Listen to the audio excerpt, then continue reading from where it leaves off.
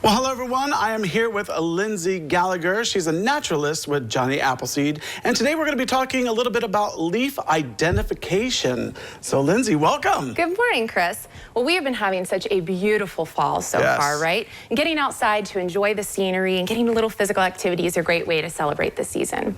Now, we can always enjoy nature without having to know what nature's around us, but there's a lot of it out there. And it's really neat to start to identify and name some of the things that we're seeing. So I brought some things here today with me to help give folks some quick and simple leaf ID tips to help them know what they're looking at. So we're going to start with some basic leaf anatomy and a little bit of terminology here. Every leaf has a main body and a general shape to it. There is a central vein or a mid-rib that kind of runs the middle here, and the leaf stem, if you will, is called the petiole. That's where the leaf attaches to the tree. Now, the really important term on here is going to be margin.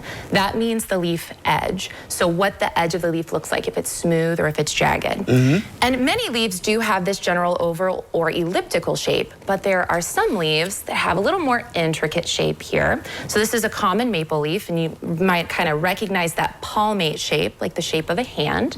And there are areas of the leaf that point outward. We call those lobes. But then in between, there are areas that go inward, and we call those sinuses. And putting all that terminology together, the lobes, the sinuses, and the margins, will help us ID a lot of leaves very quickly. And some of the examples that I brought here today are the oak family.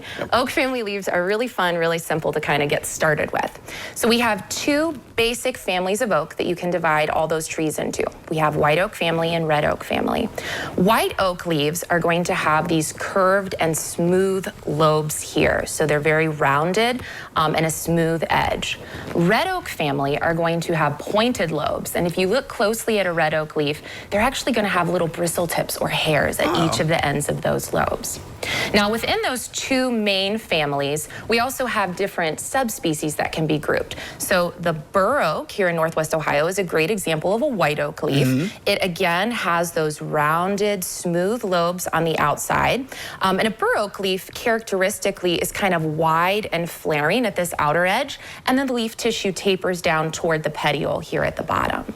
Over here, this is a really cool example of the red oak family. This is a pin oak, and you can see that there are very pointy lobes. They have kind of long bristle tips on each of the ends, and then really deep sinuses. So even almost to that midrib helps us identify the pin oak.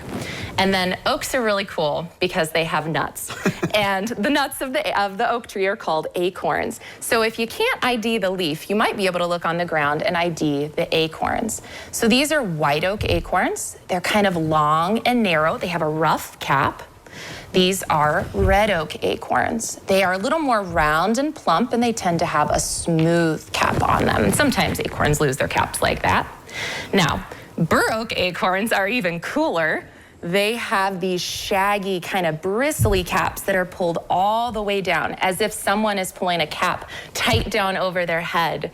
And then the pin oak are probably my favorite. If you look really closely, they're very tiny, but they have a small pin tip at the bottom, and there are thin pin stripes all over the pin oak leaf. And you have a little activity. We do have an activity. So looking at leaves, taking photographs, sketching them is a great way to enjoy them, but you can also make a leaf rubbing.